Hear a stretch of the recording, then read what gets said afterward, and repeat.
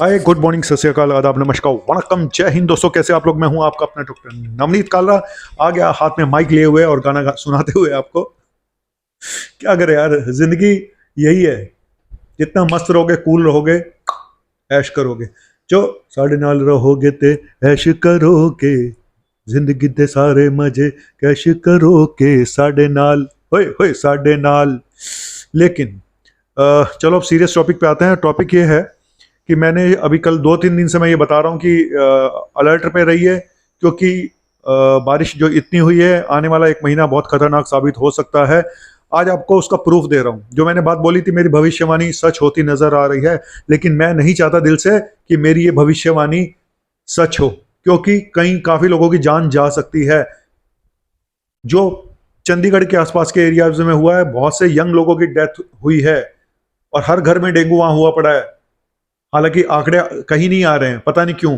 ऐसा कौन सा सेंसर लगा दिया गया वहां पे जो आंकड़े सामने ही नहीं आ रहे हैं। लेकिन मैं आपको सच बताऊंगा अगले वीडियो में, जो मेरे पास आंकड़े आए हैं, जो वहां के लोगों ने भेजे हैं। मैं आपको एक बात बताना चाहता हूं। यही बात जो मैंने बोली थी आज के न्यूज़पेपर में भी है। डॉक्टर्स ने आगाह किया है, स्पेशली दिल्ली के डॉक्टर्स ने, कि आने वाले 15 दिन बहुत खतरनाक है। और कुछ आंकड़े पेश किए गए हैं जिसमें यह बताया गया है, देखो, कि पिछले 3-4 महीने से 20-25 पेशेंट डेंगू के आ रहे थे। ये जो एमसीडी बता रही है, हालांकि उससे कई गुना ज्यादा आते हैं जितने ये बताते हैं। पिछले महीने 70-80 केसेस आए और अब तक 21 तारीख तक 281 पेशेंट आ चुके थे डेंगू के। इस महीने 281, लेकिन पिछले 4 दिनों में 129 केसेस आ चुके हैं, 129।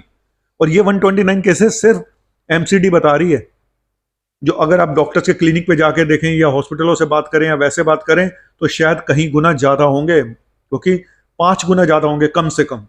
मैं फैक्ट बता रहा हूं। तो इसी बात को आज मैं एक बात आपसे बोलना चाहता हूं। ये कड़वी बात है, लेकिन आप सुन लेना, ठीक है। लॉकडाउन लगा था डेल्टा में। डेल्टा जैसे हालात फिर दोबारा ना हो इस बार डेंगू की वजह से, तो हम क्या करें बताओ? तो इलाज तो एक ही है कि मच्छर से बचना है। तो मच्छर से कैसे बचें? देखो, मैं सिर्फ एक बात बोलूंगा कि 15-20 दिन के लिए या एक महीने के लिए पार्क में जाना बंद कर दें, पार्क में घूमना बंद कर दें। और अगर जाना ही है, बहुत ही मजबूरी है, तो बच्चों को तो अवॉइड ही करें खेलने के लिए पार्क में भेजना। उनको बोलो अभी घर में एक महीना रहो। ये एक टेम्परेरी लॉकडाउन है, पार्शियल लॉकडाउन है। क्या करें, भगवान ये कुछ ऐसे खेल खेल रहा है हमारे साथ, तो क्या करें? तो एक पार्शियल लॉकडाउन आपको लगाना पड़ेगा अपने बच्चों के लिए, उनको सेफ रखने के लिए, कि उनको घर में रहें।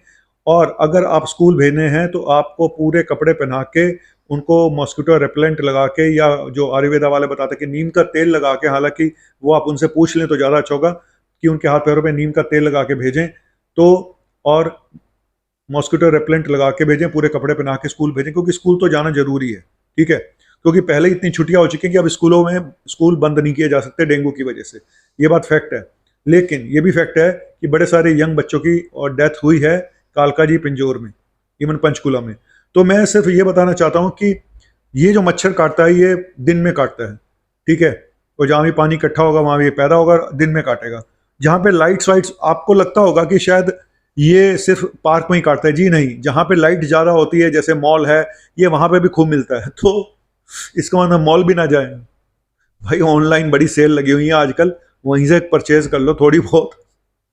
मॉल वॉल में भी मत जाना, आसपास की नुक्कड़ के किसी शोरूम से, दुकान से ले लो जहां लाइट थोड़ी कम हो। ये फैक्ट है, मैं मजाक में बता रहा हूं। जहां पे लाइट ज्यादा होती है वहां पे भी मच्छर बहुत काटता है। कहने का मतलब ये है कि घर से कम निकलें बाहर, जरूरी काम है तभी निकलें। 1 घंटे, 1 महीने के लिए अपनी सारी अय्याशियों को पोस्टपोन कर दें। लेकिन अब शादियां हैं, लोगों ने शॉपिंग करनी है, इधर त्योहार आ रहे हैं, करवा चौथ आ रहा है, ये है वो है, दिवाली है। लेकिन ऐसा ना हो कि दिवाली पे कहीं आपका दिवाला निकल जाए, हॉस्पिटल के बिल भरने पड़ जाएं और फिर रो बैठ के, है ना। मैं जो बोलता हूँ सच बोलता हूँ, लेकिन सच हमेशा कड़वा होता है। तो इसीलिए बोल रहा हूँ, अगर हो सके ये छोटा सा लॉकडाउन अपना खुद लगा लें। सरकार इस काम के लिए लॉकडाउन नहीं लगाएगी, मुझे पता है। लेकिन सिर्फ और एक प्रे भगवान से करो, और मैं भी कर रहा हूँ, कि ऐसी दशा ना आए कि हॉस्पिटलों में बेड मिलने बंद हो जाएं और पेशेंट त्राही त्राही करना शुरू कर दें। बस हालांकि काफ़ी सारे हॉस्पिटल को चिन्हित किया गया है इनको निपटने के लिए, दिल्ली में इमरजेंसी तैयार करने के लिए। तो दिल्ली को तो अलर्ट पे घोषित कर दिया गया है। पर मेरा ये मानना है कि आपको अपनी रक्षा खुद करनी पड़ेगी। मच्छर से कैसे बचना है, रुके हुए पानी को कैसे भगाना है। बारिश बारिश एकदम से हुई है, जो इतने टाइम से नहीं हो रही थी उसने एकदम से जो किया है। और ये बात सच है कि सितंबर में अगर बारिश होगी तो ये, अगर पहले बारिश होती ना जैसे जुलाई में, तो उतना मुसीबत नहीं आती। ये जो पीरियड होता है ना, सितंबर अक्टूबर नवंबर, ये बड़ा खतरनाक होता है।